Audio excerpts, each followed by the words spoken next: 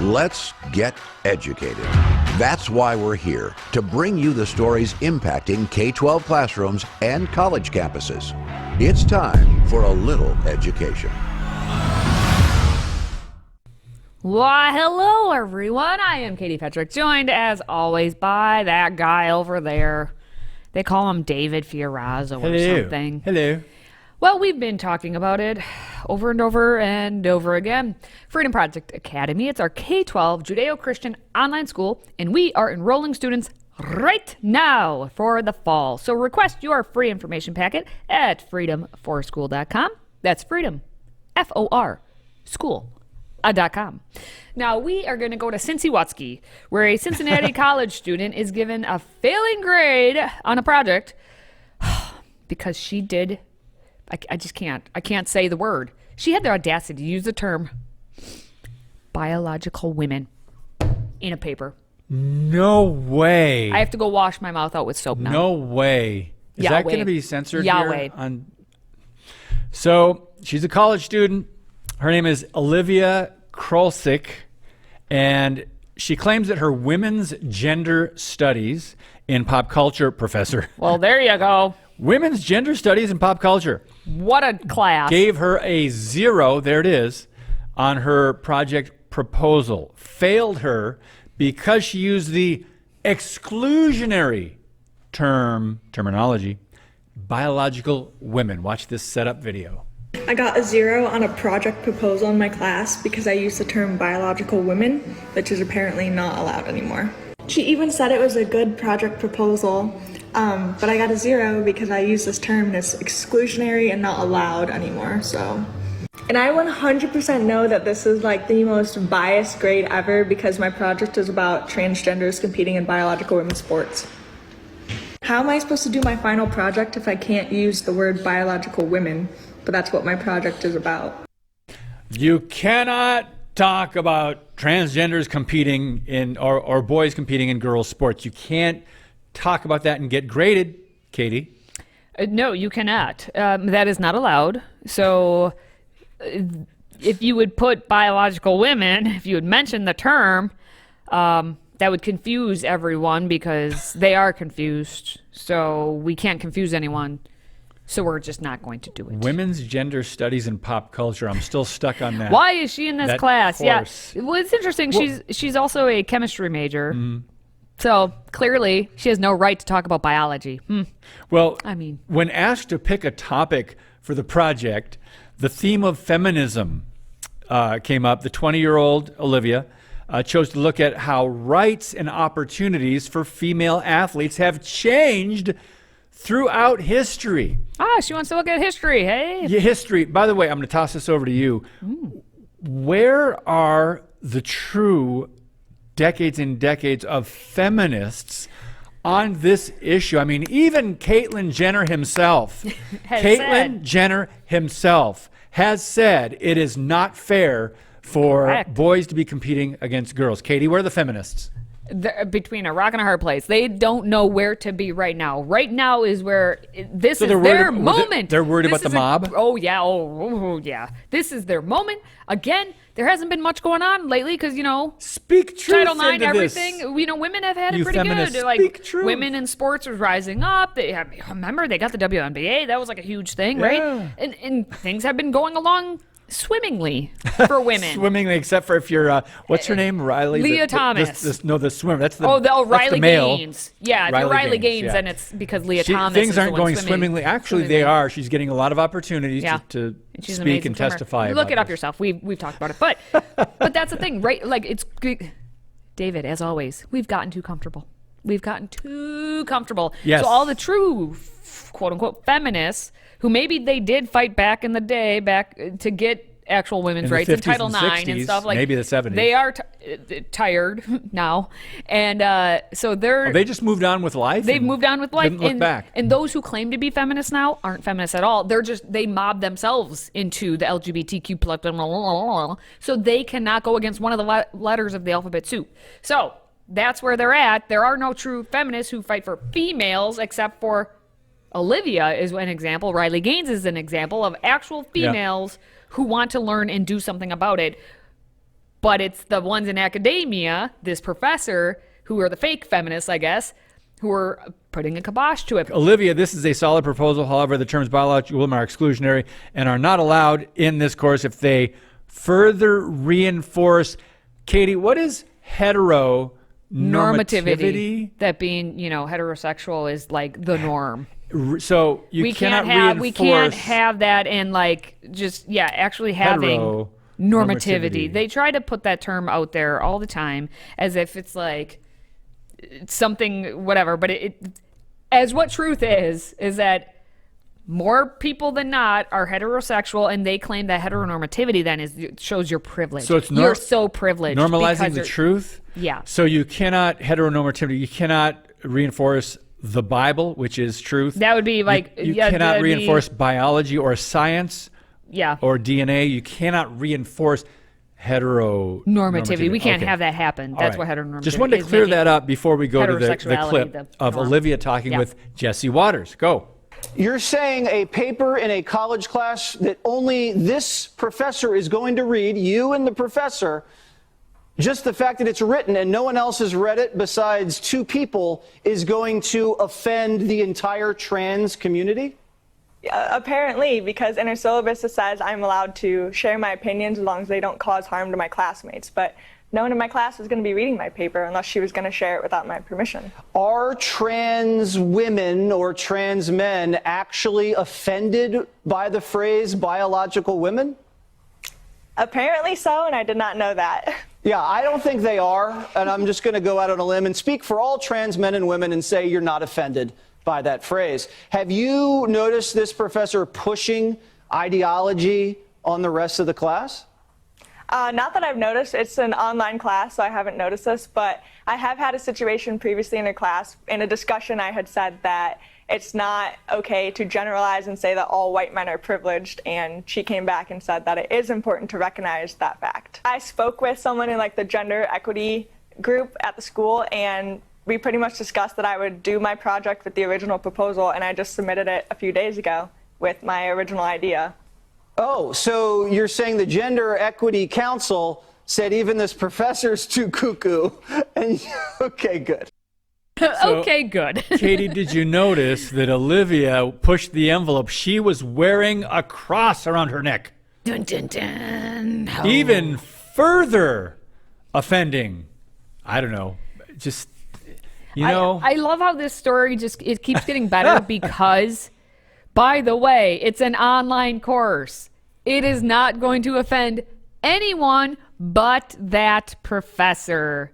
And the fact that it did say in the original message about how, was this graded anonymously? Nope. We know who graded this. We know how her feelings are and how she is the one who is this fake feminist saying that you need to push all this nonsense onto innocent college kids who are just trying to get a decent grade in a class that I'm guessing she was forced to take because you have to check all the boxes and jump through the hoops of these courses at colleges. So being a chemistry major, I doubt she really wanted to take women's gender studies in pop culture. It was probably one of the 27,000 options under the category of you must be under the diversity, equity, and inclusion grouping. By the way, she did compete in cross country and track, so she's an athlete, but she also said, the article said that Olivia, has not named the professor for fear of possible online harassment. Wow, so you're saying she's not going to just dox the professor?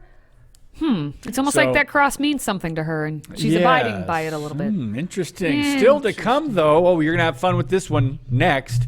Everyone's favorite 1619 project is expanding its racism-driven nonsense, releasing reparations math curriculum. You heard that right, for high schoolers. And you wonder why math scores continue to plummet every year. Stay with us. Today's episode is brought to you by FreedomProject Academy. Take back your kids' education. FPA's fully accredited classical curriculum provides live, on-demand, and homeschool courses built on Judeo-Christian values. Request your information packet and save 10% on tuition by visiting freedomforschool.com. That's freedom, F-O-R, school.com.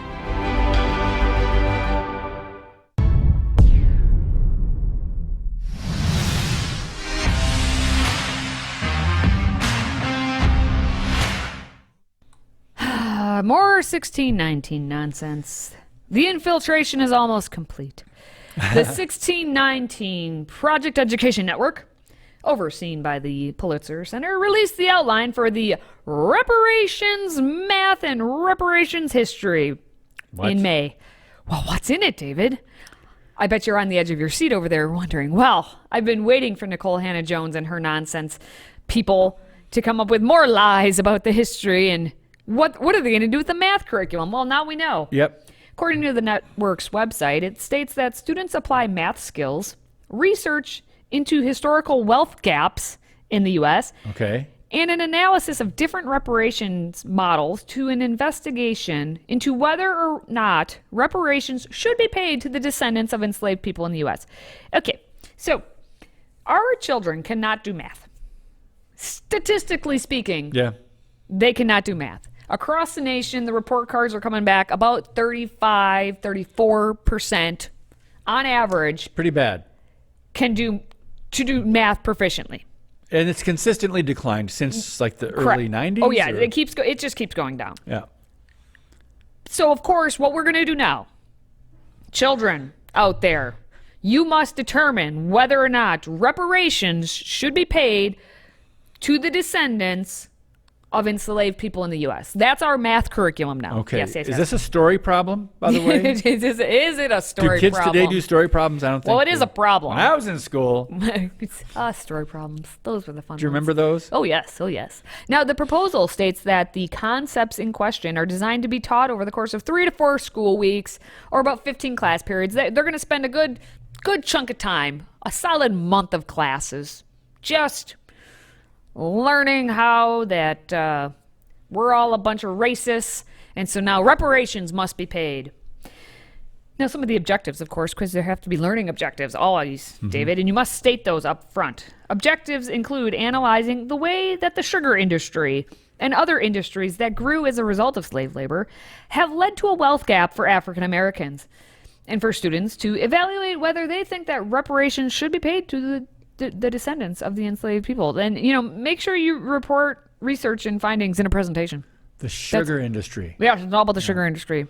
Well, I'm surprised they didn't put the cotton industry in there as well. I mean, you would think. So in math class, they're going to look at number 3, investigating the historical and financial backgrounds of various proposals for Yes. reparations in the U.S. and the world. So it's not just the United States, but it's the world, which the context of slavery itself is very, very different historically around the world as it was in America, since obviously they abolished it here. Yeah. We were the first. But it is math, so they're going to match the pattern of the payments of reparations Okay. with the patterns of function families, like linear and exponential and absolute value and all that. Hey, math, that's math terminology. Function families. Function Okay. families, yeah, they're called function families. Okay.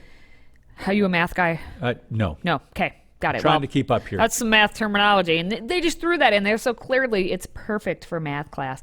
Now, we do have someone who's brilliant actually speaking out against this. Carol Swain, who is a former professor of law and political science at Vanderbilt University and currently a distinguished senior fellow for constitutional studies at the Texas Public Policy Foundation, has said that it's disheartening to watch the influence the historically inaccurate and flawed 1619 Project is having on American society through seemingly unlimited access to ideologically mainstream media platforms that never allow anyone to question their flawed narratives. The curriculum materials for math are clearly geared towards politicizing the youngest minds.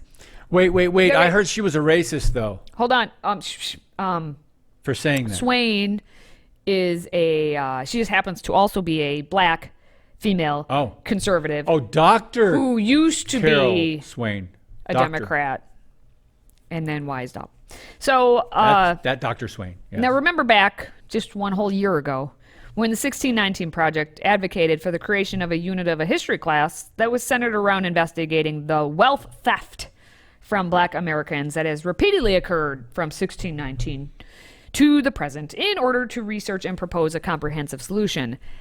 When we talk about how this type of nonsense, whether we're talking about sexualization or racist ideology and all that terminology stuff, it's all getting put into every single class. This is a clear evidence. It's in history class, it's in math class, it's everywhere. It's going to be in gym class. pretty darn soon. We know what our health classes look like now.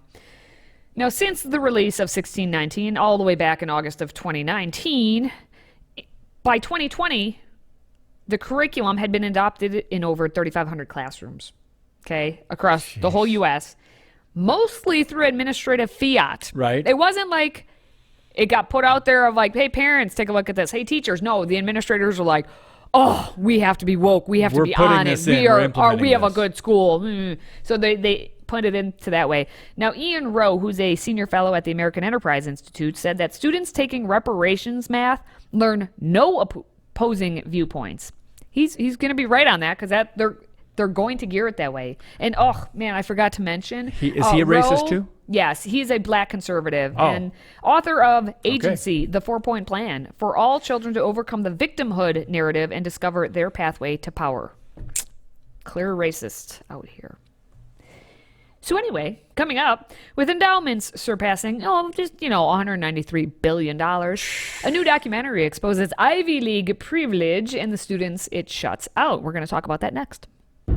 Today's show is sponsored by our friends at MyPillow. Save up to 66% on pristine quality bedding, towels, slippers, signature pillows, and much more when you use the code EDUCATED. That's EDUCATED. Educated. Support this show and a great American company.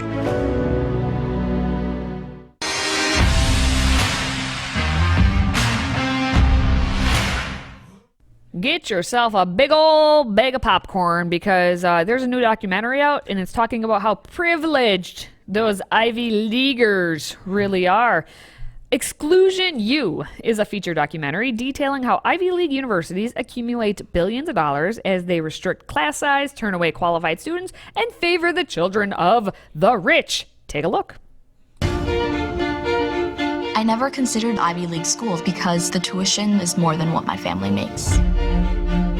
It was just very disheartening to be scrubbing someone's toilet at Harvard, but I stuck with it because I did need the money. Ivy League universities are worth $193 billion. Million? Billion? That's a lot of money. Why don't the lead universities use their immense wealth to expand opportunities to more students? Elitism is like the red velvet rope at a nightclub. It is designed to restrict access. Elite colleges have barely increased their student bodies for decades while the number of applicants has grown. There are far more qualified students who are applying to these places than there are currently spots to let them in.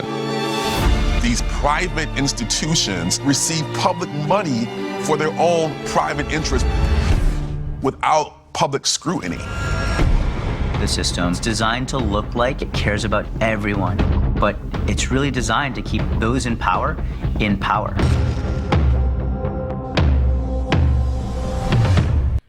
That's good. I like a lot of the good quotes in there. One of the great questions was if they have how many, she says, billion? Mm-hmm. Why don't they expand opportunities for more if they're so brilliant, more kids to be able to come, and they're not, are they? Oh, it's all about the endowments. It's all about the rich staying rich, the power staying powerful. It's, So the fact that it says Ivy League endowments are worth $193 billion, but they only educate 0.3% of U.S. undergrads. 0.3. That's less than 63,000 students. With so much money, why are they keeping so many students out? Good question. A lot of fair questions here, well, but nobody and the fact, asks. and you heard it in there, but the fact that they do get public money for private interests. So I guess it's like, are we we're the lowly kids on the outside. We just want to go to these Ivy Leagues. Why, and like, so we're going to be against them? No, but it's a fair question to know how huge these endowments are, how many tens of millions of dollars are at each of these universities to equate to eventually here 193 billion collectively from the 8.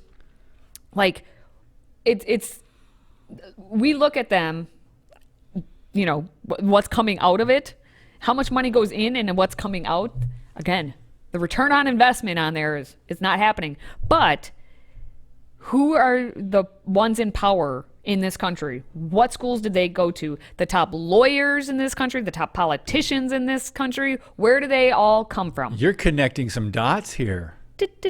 Or tinfoil hat, whichever one you want to say. No, you're connecting some dots here. I like one of the quotes that was from the movie, the website. These universities are treated like charitable organizations, meaning they do not pay taxes on the donation income they receive to fund these endowments. And they don't pay, many of them, the Ivy League schools, they don't pay property taxes. Yep. Though they have massive property holdings. Oh, yeah. Interesting. They have a lot of this stuff. And just so you know what's happening, the 8 Ivy Leagues are Brown, Columbia, Cornell, Dartmouth, Harvard, Princeton, University of Pennsylvania, and Yale. And Harvard tends to have the most, 53 whatever billion dollars of their own endowment Billion money. with a B?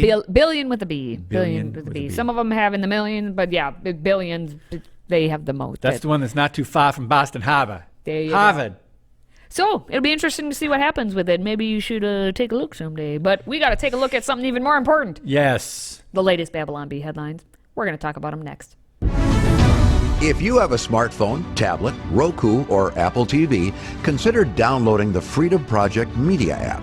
It's 100% free and includes all of our weekly shows, plus lecture series, archive programs, and award-winning animated videos for families like the Presidential Minute, Battles of America, and Heroes of the West. Don't rely on the social media giants to keep you informed. Simply download the Freedom Project Media app from your app store and allow notifications. And we'll let you know when a new video is ready.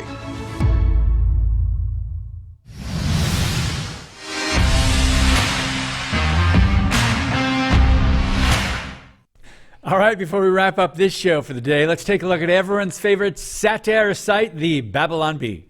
Here are this week's top 5 Babylon Bee headlines. Yes, sometimes satire is very close to actual reality and truth, but we've picked our favorite headlines and will now decide which one should be named Queen of the Hive. We start with film that just shows liberals talking about their ideas, labeled offensive content. Next, Biden assures nation we have nothing to worry about thanks to this cool new padded helmet he's wearing. Next, report. Sandbag that tripped Biden on stage also participated in January 6th Capitol riot. Next, Rosetta Stone introduces new Bidenese language course. And finally, America votes to add "Can you walk and speak in sentences" to presidential job application. Katie Petrick, I've got two very close tie on two of them. What do you think is numero uno? Mine is all around the same topic that I'm guessing yours is, which most of them were around the same topic. That last one, they can't do that. FDR had a wheelchair. He couldn't walk. That's right. So, good point. You know, but I do like, if we go back to the third one, I do believe, with the sandbag. That trip Biden on the stage also participated in January's Capitol riot. I've got to say, it was seen there. We agree on this one. It will be going to prison. You knew as soon as he tripped, and yes, to the person out there who claims, how dare I make fun of the president for tripping because he's an old man, he was laughing about it. You can laugh at someone tripping and falling. It's actually good for your health. If the person's okay afterward. Now, Biden wasn't okay going into it. So there was, but he was like, hey, look, I'm here. I'm fine. Ha ha. Define okay. Yeah, exactly. Oklahoma. So, but when he looked back and said, he pointed at that sandbag, I'm like, that poor sandbag is going to get fired. You know that sandbag. Or destroyed. Or destroyed. Yeah, you knew it. Yeah. What was your favorite? Was that the one? That was it. That was the one? That was it. Sure? Yeah. Yeah. So we were right in line this week. Right here. Yep. All right, guys. That's going to wrap up our top headlines for the week. Of course, more satire next time. Right, Katie? I guess. Yes. All right. Well, if you are a fan of our show, please do your little thing there. Like, comment, share, subscribe. Tweedly-dee and tweedly-dum. Do all the things. Now, for David and myself, thank you for watching. Thank you for listening. And thank you for supporting this show. Until next time, stay educated.